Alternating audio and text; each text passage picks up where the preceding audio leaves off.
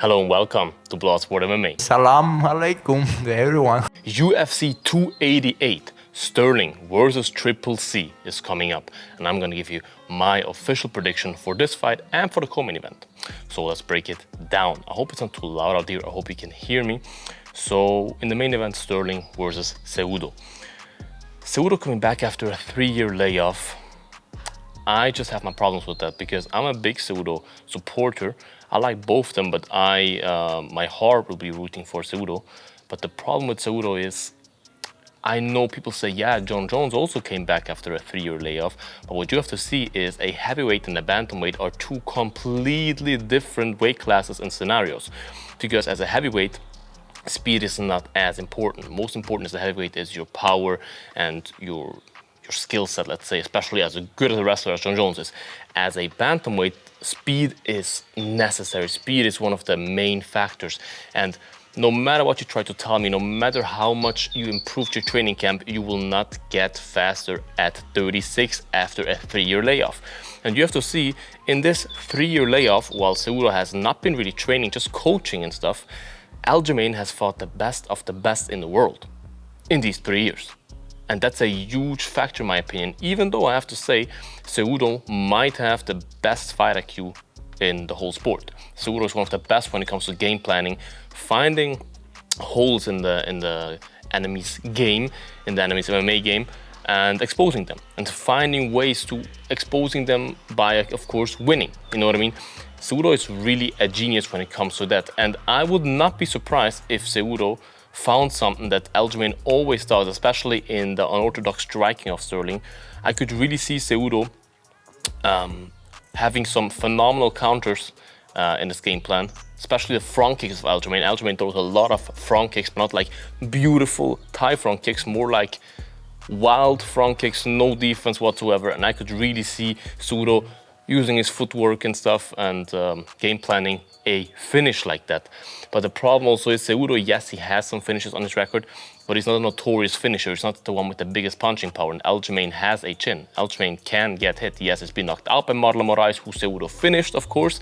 We can always make these comparisons, but MMA math does not work. And I just have a feeling that also what you have to see is, yes, Cejudo is a Olympic wrestler, but it's not the Olympics. It's not freestyle wrestling, it's MMA. And the problem is, what people don't see is Cejudo is not the very best on the ground. If Sterling can get him to the ground, Cejudo is in a lot of problems. Especially when Sterling takes your back, it's over. Even though Cejudo is kind of that Volkanovski stature where he has nearly no neck and stuff, so it's hard to strangle him.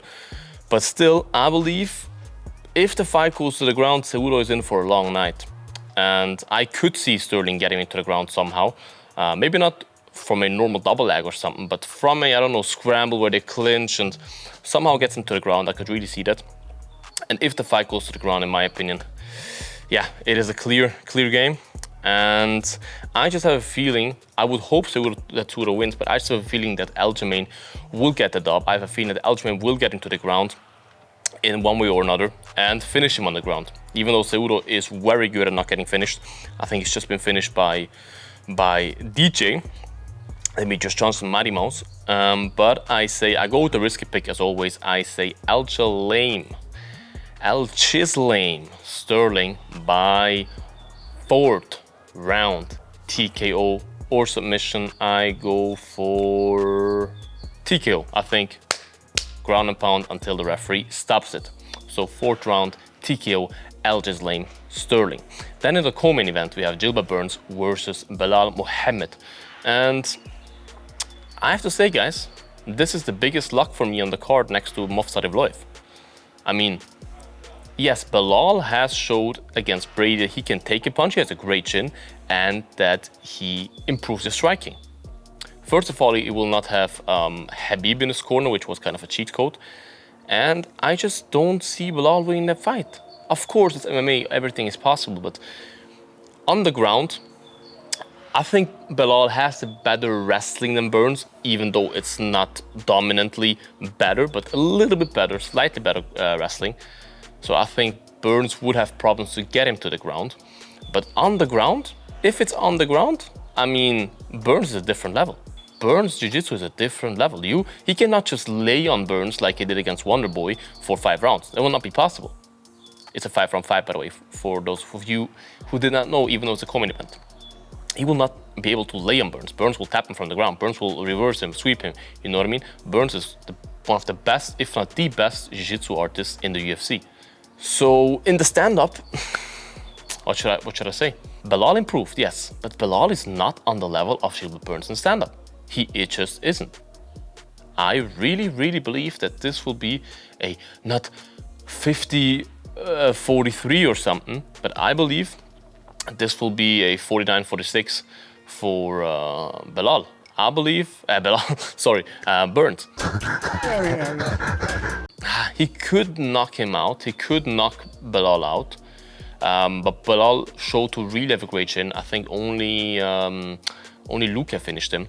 I think Belal will just win a very dominant 5-round fight by decision. I would love to see a finish, but I think he will win by decision and get the next title shot after Colby. So these are my predictions for the 2 main fights. Write your prediction in the comments, guys. I would really, really like to know your predictions. I will do a short video as well about my 2 biggest locks, even though I kind of hinted it already here. So until then, guys, eat your vegetables, stay healthy, and see you in the next one. Bye-bye. Blast sport out.